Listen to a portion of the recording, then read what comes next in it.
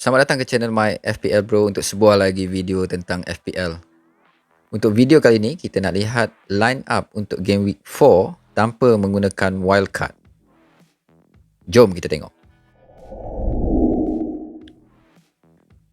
Jadi sebelum kita mulakan video kali ini, kita nak tengok result daripada game week ketiga untuk pemain-pemain ni. Ada beberapa pemain yang dapat point return yang baik seperti Shaw, Reguilon, Greenwood, Salah dan juga Antonio yang merupakan kapten untuk game week ketiga ni. Rata-rata semua pemain bermain penuh 90 minit kecuali Greenwood yang ditukarkan pada minit-minit akhir yang bermain 89 minit untuk game week ketiga. Jadi boleh kata pemain-pemain ni masih lagi mengekalkan kedudukan sebagai first 11 dalam pasukan masing-masing. Untuk game week ketiga, tim ni dapat 68 poin. Secara langsung, kedudukan ranking meningkat sebanyak 14,000 lebih kurang. Satu pencapaian yang baik untuk game week ketiga. Dan setakat ni tidak ada apa-apa chip yang dah dipakai. Semua chip masih available. Dan juga line up yang sedia ada sekarang masih lagi sesuai untuk diteruskan. Tak perlu ada pertukaran dari segi structure. Hanya perlu membuat pertukaran biasa. Dan sekarang kita nak tengok line up untuk game week keempat. So, goalkeeper masih lagi kekal Sanchez yang akan bermain dengan Brentford away untuk minggu keempat ni. Walaupun away, dia masih lagi pilihan goalkeeper yang relevan untuk game week keempat. Untuk pertahanan pula kita ada Shaw. Walaupun dalam minggu ni, ramai pengurus FPL yang mengeluarkan Shaw daripada tim. Namun, Shaw masih kekal lagi dalam tim ni untuk game week keempat. Dengan game bertemu dengan Newcastle di Old Trafford. Jadi kita harapkan ada return sama ada dari segi clean sheet ataupun attacking return daripada Shaw. Yang kedua ialah Reguilon yang akan bertemu dengan Crystal Palace. Form untuk pasukan Spurs ni memang masih lagi baik, terutama buat Reguilon sebagai wingback ataupun fullback untuk pasukan Spurs. Dan untuk kali pertama Dunk dimasukkan ke dalam kesebelasan utama, yang mana Brighton akan bertemu dengan Brentford. Kemungkinan ada untuk mendapatkan clean sheet dan mungkin juga ada attacking return daripada dia. Setakat ni tidak ada apa-apa pertukaran di bahagian pertahanan untuk pasukan ni. Untuk midfielder pula, Salah masih dikekalkan dalam pasukan. Liverpool akan bertemu dengan Leeds. Tapi kita semua tahu yang Leeds ni bermain secara open game. Jadi kita harap ada gol yang banyak dalam game ni dan kemungkinan besar Salah adalah salah seorang daripada penjaring gol untuk game Liverpool dan Leeds ni.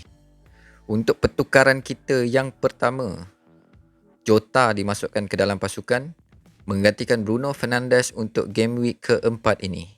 Game run Liverpool untuk 2-3 game selepas ini agak baik, yang mana pada game week kelima akan bertemu Crystal Palace di Anfield dan juga pada game week ke-6 akan bertemu dengan Brentford away. So ada 3 game selepas ni agak baik untuk pasukan Liverpool. Dan kita tengok nanti masa game week ke-7 sebab Liverpool akan bertemu dengan Manchester City dan kemungkinan besar ada rombakan pasukan yang agak besar. Kemungkinan besar akan menggunakan wildcard pada game week ke-7. Greenwood akan masuk sebagai pemain kesebelasan utama untuk game week keempat juga. Berdasarkan kepada performance semasa, setakat ni menjaringkan gol secara konsisten untuk setiap game. Jadi kita harapkan momentum ni dapat diteruskan. Dari segi kedudukan dia sebagai kesebelasan utama Manchester United sangat baik, terutama bila Sancho dan juga Rashford yang masih lagi injured, peluang untuk Greenwood main memang tinggi. Midfielder kita yang keempat ialah Benrahma. West Ham United akan bertemu dengan Southampton away. Game ni bukan game yang mudah. Walau macam mana pun, chances untuk ada jaringan daripada West Ham United sentiasa ada. Dengan corak permainan counter attacking yang kemas daripada West Ham yang kita lihat daripada beberapa game week sebelum ni. mungkin akan menjaringkan gol dan kita mengharapkan Ben Rama ada terlibat dalam jaringan-jaringan gol daripada West Ham semasa game week keempat. Untuk penyerang pula, kali pertama Woods diturunkan sebagai kesebelasan utama, berjaya menjaringkan gol yang pertama setelah 3 game week tanpa sebarang return. Diharapkan ada sesuatu yang dihasilkan oleh Woods untuk game bertemu dengan Everton pada game week keempat ni. Antonio masih lagi kekal sebagai kesebelasan utama bermula daripada game week pertama sehingga sekarang. Form yang ditunjukkan oleh Antonio setakat ini amat-amat baik dan memberangsangkan, jadi kita harap dia terus mendapat point untuk game week yang keempat ini juga. Dan pastinya salah satu pemain yang paling banyak mendapat transfer in pada game week keempat ini oleh kebanyakan pengurus fantasy manager ialah Cristiano Ronaldo. Ronaldo dimasukkan ke dalam pasukan ini menggantikan Ings, dan Ings pula adalah salah seorang pemain yang paling banyak transfer out oleh pengurus FPL manager untuk game week keempat ini. Jadi disebabkan ada 2 pertukaran kat sini dan hanya ada 1 free transfer, jadi akan ada penolakan 4 poin daripada markah keseluruhan tim untuk game week keempat ini. Tujuannya ialah untuk menyimpan wildcard yang ada untuk game week ke-7 ataupun mungkin ke-8 nanti. Jadi untuk senarai pemain simpanan pula, kita ada Foster, kita ada El Ghazi, ada Tsimikas dan juga Armate. Selain daripada penjaga gol, kita boleh lihat ketiga-tiga pemain ini akan menghadapi perlawanan yang susah pada game week keempat. Jadi disebabkan oleh itu, kita simpan sebagai pemain simpanan sahaja. Jadi siapa kapten kita untuk game week keempat berdasarkan kepada line up tim ni?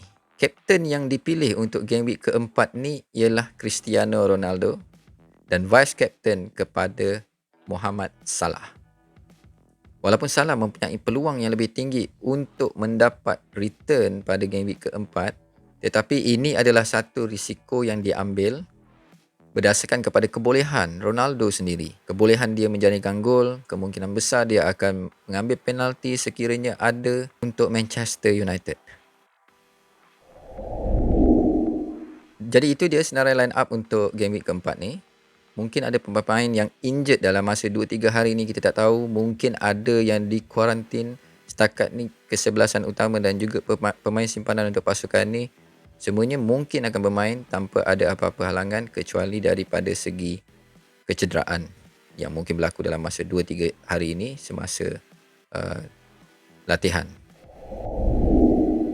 Sebelum kita tamatkan video ni, dekat sini aku nak share dekat korang ada beberapa game yang boleh korang consider player-player daripada tim ni untuk dimasukkan, bergantung kepada tahap kesukaran game yang diorang ada bermula daripada game week 4 hingga ke game week 7.